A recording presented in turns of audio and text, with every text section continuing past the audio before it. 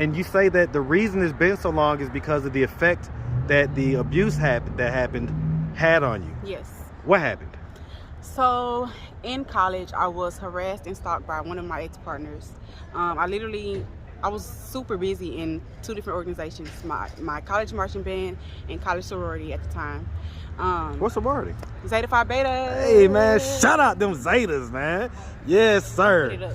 So I was about to say, how is your twin? How's her life going right now? she's great. She's married currently, so she's out in Texas. We don't speak often, but when we do, we catch up. I have puppy nieces that I call they're my baby, so yeah, she's doing Okay, so she's doing well. Mm-hmm. What do you think the difference is between how you two turned out? Me and my twin. Mm-hmm. And he has a family right now, so that's just not the best option. Well, does he know that you're homeless? He does.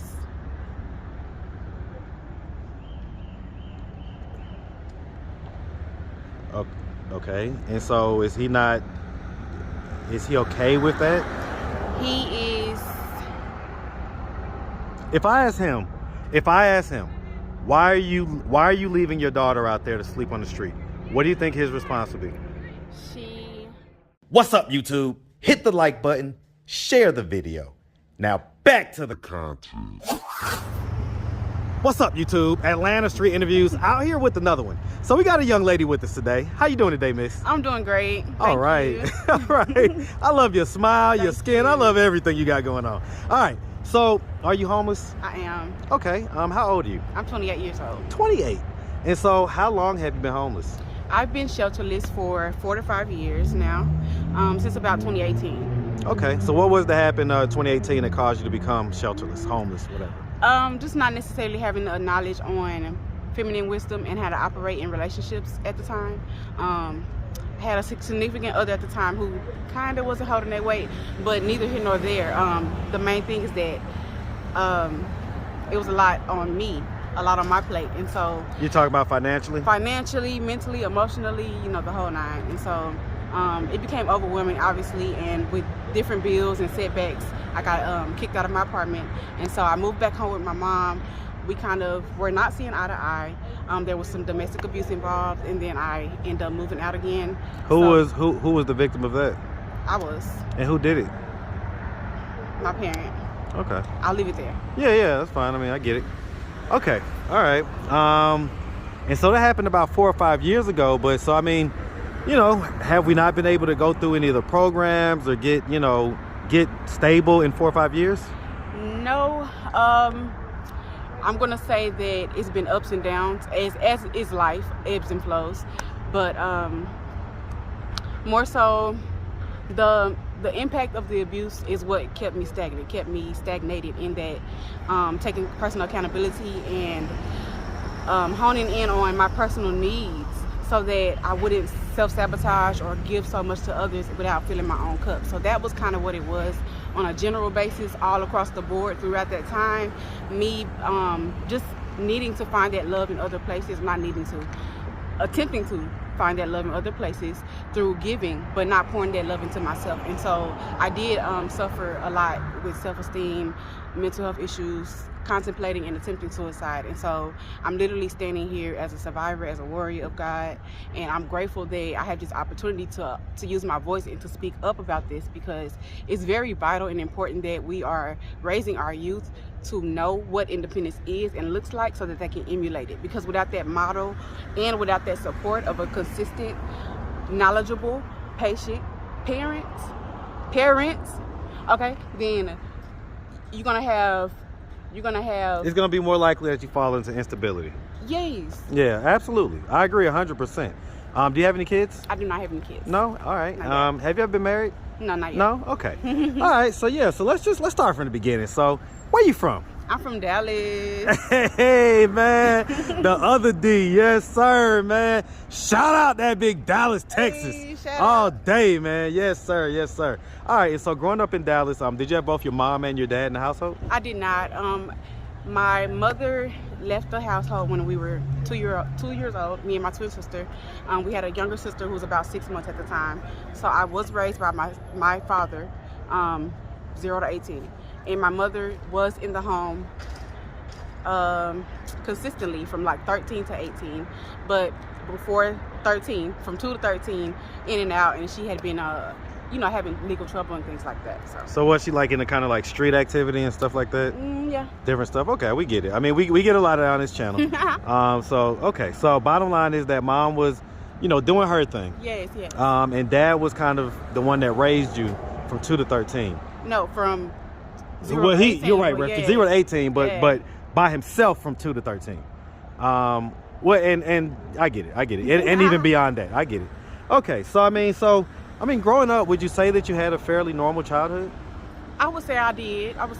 Yes, I was raised in church. Actually, kind of born into my family's church, so been in church since a little infant, and all the way through 18. So that was a stable and solid foundation for me, having that knowledge of faith and wisdom and understanding of God and what that looks like. So definitely yes. Okay, and so you say you have a twin. I do. Is that fraternal or identical? Fraternal. Okay, fraternal. Okay. All right. Is that female or male? Female. Okay, so y'all sisters. All right. Yes. Okay.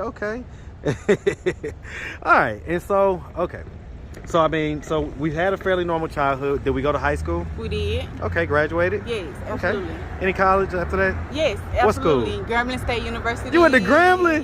Hey, man. Shout out them Tigers, man. Out. Yes, sir, man. Yes. Shout out that big Grambling. All day, man. They shared a G like us with Georgia. Yes. Yeah. So, okay. All right, man. That's what's up. Did you graduate? I did not graduate. Okay. How many semesters did you complete? We're going to say 10. 5 years I was there. Wow. 10 semesters. So you're close to graduating, then? Yes. I studied elementary education with a minor in early childhood education. Emphasis on my childhood, obviously. I'm a very joyful spirit. I love children. It's my job. That's my job. Okay. Love, respect, help children. Okay, I love it. Serve children, serve their families the best way that I can. And I've fallen short, as we all do, but we learn and we grow. Okay. All right. So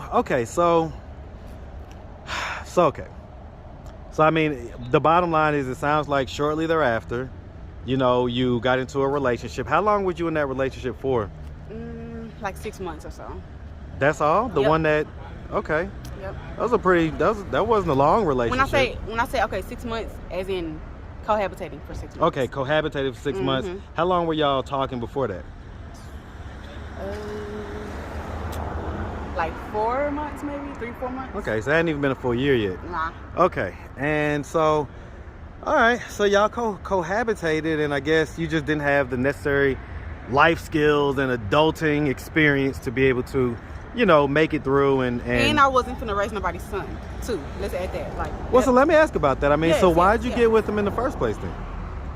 When you are 22, 23, as a young adult, and you not had many relationships prior to, you don't necessarily know what to expect, what to tolerate, how to have boundaries and things like that. So that was all a learning experience. So let me ask you about this, because you grew up with your dad. Yes.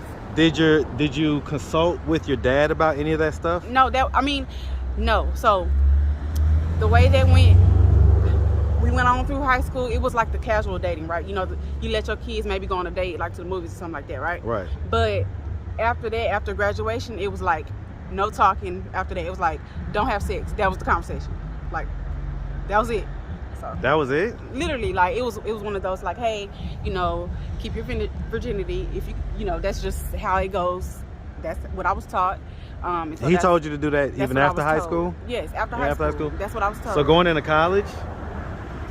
I lost that freshman year. Yeah, I mean, most people when they go off to college, that was a choice of mine, Well, I mean, most people, I get it. You think you're grown?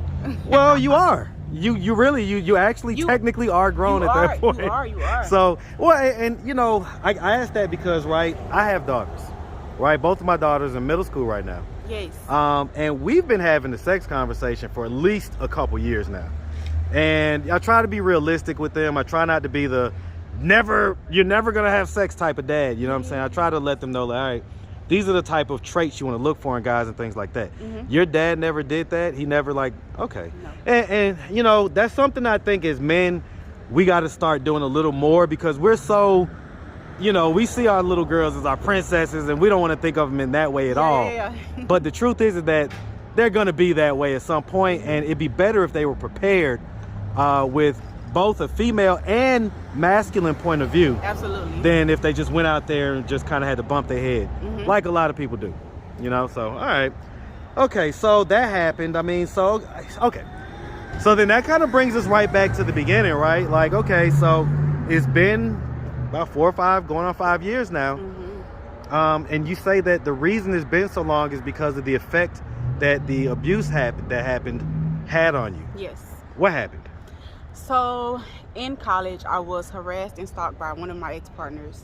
I was super busy in 2 different organizations, my college marching band and college sorority at the time. What sorority? Zeta Phi Beta. Hey man, shout out them Zetas, man. Yes, sir. So I was involved in both of those organizations at the time, was super busy, of course, with my academics and those 2 organizations. I didn't have too much time to be dealing with BS. So the connection just wasn't connecting. And I let him know that, hey, I'm not feeling this anymore. I think we should take a break, XYZ. That wasn't his desire. And so he came anyway. After I told him do not come to the campus, he still came. He got a ride with somebody and came to the campus. So he wasn't a student? Not at all, by no means. He had already graduated college. Okay. And so he did still come to the campus. And after the homecoming show or whatever, he was like, on the day of homecoming, that rising, I had to go to the parade in front of like across the street from my apartment. Standing there in the AM, in the afternoon, at night. So like, what is you doing? And so it kind of, you done put some voodoo on him or something? At all. So it accumulated during the day. He was blowing my phone up, and after I got done with all of that, I'm tired. It's all get out. I try to go back to my crib, and he's like, wanting to have a conversation. I don't got nothing to talk to you about. But he decides he wants to like be controlling and hold me hostage, if you will, in that space. So we kind of like got into a mini altercation. It wasn't no fist thrown or nothing like that. But I ended up having to call his mom, like, hey, get your son, because he's too old to be acting like this. How much older was he than you? Like 9-10 years. Okay. Like, how long had y'all been dating? Don't give me to tell a story. I want to say 6 months. You in the 6 months. It's like the magic number for you. I'm just gonna say that because I have experienced short-term memory loss with me working on in my healing process, so that's why I say that. Okay. I can't even go back and really piece it together. Yes, I get it. So you guys was together for a little while, and basically he turned up being kind of crazy and stalkerish. Okay. And that was a different relationship from the one that you was in when. Yes. Okay. Why'd you stop going to school? That's why I stopped going to school. Wow. I left. So the impact of that, plus just financial issues at my having it being my 5th year, like my own personal finances, plus just stress, and that on top of it, I was like, hey, I gotta go back home. Dipped on back to Dallas. So you went back home, and then what happened? How'd you end up homeless? I told you. Well, I mean, so the apartment and stuff, that was in Dallas? Yes, and that was after, like 6 months or so after I got back from school. So when I got back from school, I stayed with my mother. I was feeling really, I guess, pressured with like society pressures of how I was supposed to operate having left school. Without, not if I did or didn't graduate, just the fact that I came home from school, I'm supposed to be doing X, Y, and Z. And so it was my mother again, like telling me, hey, I need you to do this. But it's like, okay, can you give me some support? Can you give me some time? Can you give me some, And so we weren't seeing eye to eye on that, and I ended up leaving to go stay with the guy. That was the. So that was his apartment, or that was yours apartment? Okay. And so where's Dad at? Dad is in Texas. And so why couldn't you stay with him? I just never asked, to be honest, up until it got to a point where it was a little bit out of hand. So within the last year or so is when I started maybe asking him to stay with him. And he has a family right now, so that's just not the best option. Well, does he know that you're homeless? He does.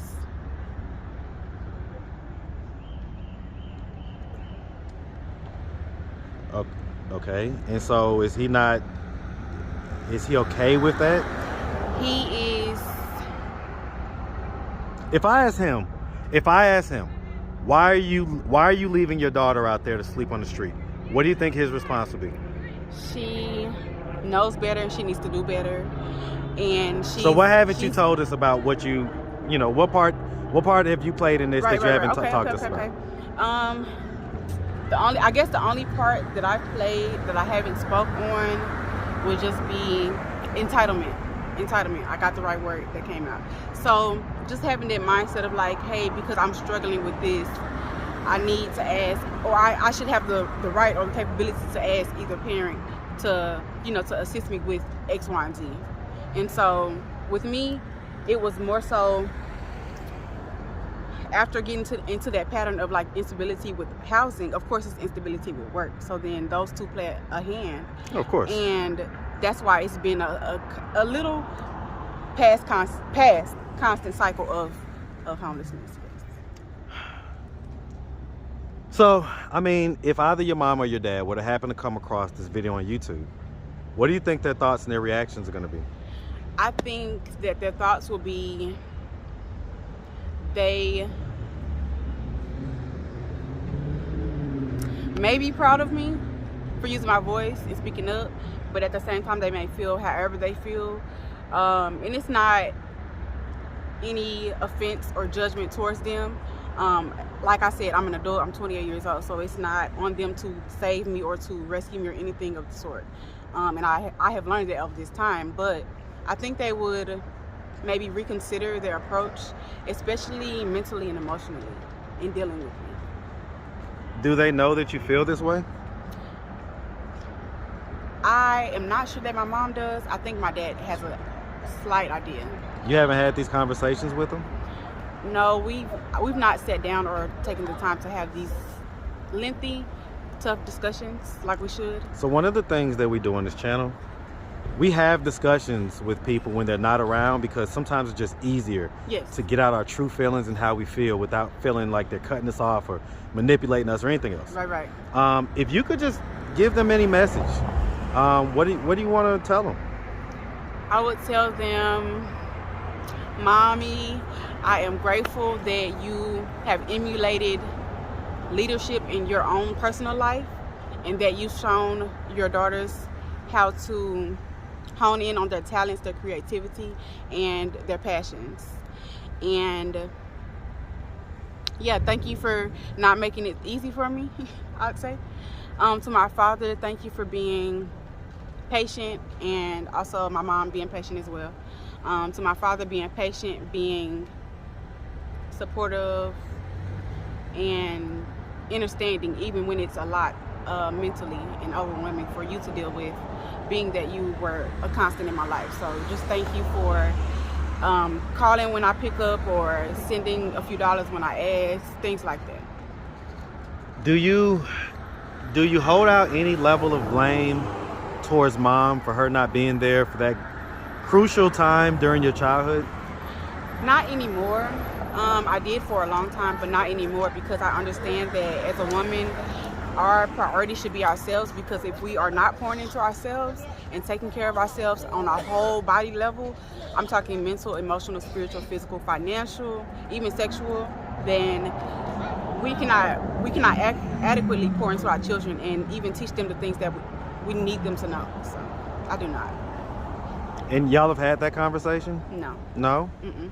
So she's never offered you an explanation as to why she was gone for 11 years? No, and I do understand it. Like I said, it was her doing her, and also, I guess it's... Because here's the thing, right? I'm gonna be honest with you. Raising kids is hard. Oh yeah. Raising kids is extremely hard, and the fact that she left your dad to do it by himself, and there's a lot of moms out there that understand this concept. It's tough to be a single parent. Mm-hmm. And so you're saying that, for you don't see it to where she owes you any explanation or anything like that? She don't owe me anything. She owes herself everything. So if that means her examining herself, which we all should do, and they speak about that in AA, like you take personal inventory of your wrongdoings, and then you make attempts to right them. So, however, I think that it will best suit and help her to acknowledge what it was so that she can let it go, because I'm no longer holding on to that, especially like that time period of my life. Now, the only thing that will stick out from that age range of 2 to 13 is that she did abuse me physically then. So then the cycle repeated when I became an adult, and it shouldn't have. She abused you when you became an adult? Yes. In what way? I mean, y'all were both adults. Was she like, just y'all were fighting? She was upset with me. I guess it was more so, whatever it was, jealousy, envy, I don't care. It doesn't matter. But what was she jealous about? She did choke me 2 times. Jesus. In 2 different situations. 2 different situations, and it happened to be the same month, 2 consecutive years. What was the jealousy and envy about? I have no idea. So why do you, because I mean, people don't just, generally bring things up out of nowhere. There's something in the back of your head that has made you think that she's jealous and envious of you. It was the intensity of her aggression towards me as her daughter. And that has not happened to either of my other sisters. I was about to say, how is your twin? How's her life going right now? She's great. She's married currently, so she's out in Texas. We don't speak often, but when we do, we catch up. I have puppy nieces that I call they're my baby, so yeah, she's doing okay. So she's doing well. Mm-hmm. What do you think the difference is between how you two turned out? Me and my twin? Mm-hmm. I mean, because you're born the same mom, same dad, same time, same everything, but have different results. Absolutely. So what if you had to pinpoint 1 or 2 things, what do you think it would be? First, personality. We have similar personalities, but obviously we're 2 different individuals. So I would say we're both like giggly, goofy. We like to have fun and like dance and do funny shit, make people laugh. But my sister is a lot more stern, a lot more, I guess, rigid, you would say, with boundaries. And me, I've been fluid like water in my life, all my life. So I'm definitely learning to like build structure and compose and ground my waters and ground my energy. So okay, all right. So I mean, so real quick, what are we doing at this point to try to get ourselves out of this position of homelessness and instability? We are following our passions. Okay, so most recently around the Christmas holiday time, I was struggling with depression, overwhelmed, and so I made a decision to put myself first. And I said, I'm going to Georgia. That's where I want to be. I know that's where I want to be. I know what opportunities are there. I know what I would like to do and what I could see myself building, even based on what I have built in Dallas. So you just got here to Atlanta? Yeah. Like when? Like how long ago? Monday. Like two days ago. Okay. And so I mean, so what's our plan? We're out here. What's our plan? We are going to be employed, part-time or full-time, preferably full-time, because we got stuff to do. Okay, I was gonna say shit, we got stuff to do. But we're going to get employed. We're going to network as much as we can, and this is a part of that. That's right. So we're going to network as much as we can. We're going to be active and be on the scene of social events and different things that cater to my passions and goals. What are your passions and goals? You can keep saying passions and goals. For sure. Call me out on it. Okay, so my passions are education, for one. I am passionate about mindfulness, mental health, education, and wellness. Okay, those are my passions. What else? Okay, well listen, I mean, all this stuff sounds good, man. Like I ain't mad at it. You're here, new to Atlanta. Do we have any history of drug use? Yes. So aside from weed and alcohol. So, and I heard you say No. AA, we're gonna go back to that. So nothing besides weed and alcohol? Nothing. Okay. And so AA, is that for, we was doing alcohol abuse basically? Yeah, that's a Well, I know what AA is, but I'm saying that so is that what our vice was? No, it was marijuana. Okay. I took AA because I was staying in a sober living environment at the time, and we were required to attend. Okay. And I generally liked the concept and the flow of AA, and I was introduced to NA, which is Narcotics Anonymous, and I did not necessarily. I wasn't feeling. You didn't like it the same way, was, yeah. I don't got time. Like, give me 1, 2, 3, 4, 5, 6, 7. Don't give me 1, A, 2. 1A, 1B, 1C. Don't do that. Don't do that. So that's what it was for me. Okay, so I mean, so do we still enjoy marijuana? No, not right now. Well, I mean, it's like, look, no judgment here, but I'm just asking the truth. Like, Yes, it's a medicine. So we're gonna leave. you don't have to explain. We're gonna call it what it is. Listen. We're gonna call it what it is. You don't have to explain anything to me as far as that goes. I'm Trust telling me. them. All right. It's medicine, but right now I am currently not using, and I will not be using until I'm completed with my probation.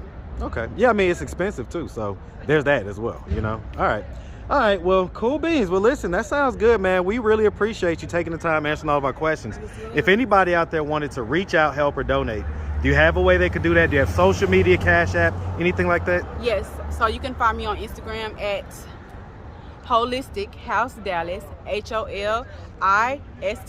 HOUSE DALLAS, and you can maybe, I would say, Cash App. Yeah, what's your Put it Cash App? What is my Cash App? Wingsforme, capital W, like wings, chicken wings. Okay, but we're not chickens. Wings for me. Okay, all right, we got it. And that's FOR, right? Not the number 4? Yes, FOR. Okay. Yes. All right, well, listen, miss, we really appreciate you. We definitely wish you nothing but the best out here, all right? Awesome. Make sure you have a good one, sweetie. You too.